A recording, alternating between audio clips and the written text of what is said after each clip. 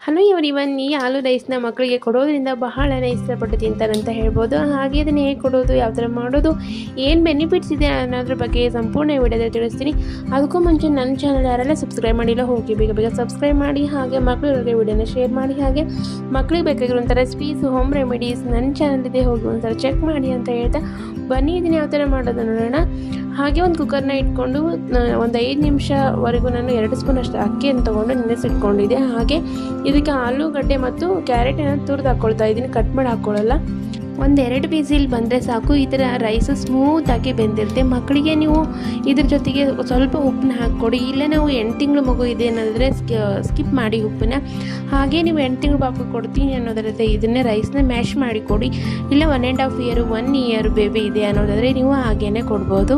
ಹಾಗೆ ಒಂದು ಚಿಟಿಕೆ ಅಷ್ಟೇ ಉಪ್ಪು ಹಾಕಿಬಿಟ್ಟು ಮಕ್ಕಳಿಗೆ ಇದನ್ನು ಸರ್ವ್ ಮಾಡೋದ್ರಿಂದ ಇದರಿಂದ ಏನೆಲ್ಲ ಬೆನಿಫಿಟ್ಸ್ ಇದೆ ಅನ್ನೋದಾದರೆ, ಇದರಲ್ಲಿ ಕಾರ್ಬೋಹೈಡ್ರೇಟ್ಗಳು, fibre, vitamin C, potassium, vitamin A ಇರೋದರಿಂದ ಮಕ್ಕಳಿಗೆ ಬಹಳನೇ ಹೆಲ್ಪ್ ಆಗುತ್ತೆ. ಹಾಗೆ ಇನ್ನಿತರ ರೆಸಿಪಿಗಾಗಿ, ಹೋಮ್ ರೆಮಿಡೀಸ್ಗಾಗಿ ನನ್ನ ಚಾನೆಲ್ನ ಒಂದ್ಸಲ ವಿಸಿಟ್ ಮಾಡಿ, ಸಬ್ಸ್ಕ್ರೈಬ್ ಮಾಡಿ ಅಂತ ಹೇಳ್ತಾ thank you for watching. Bye.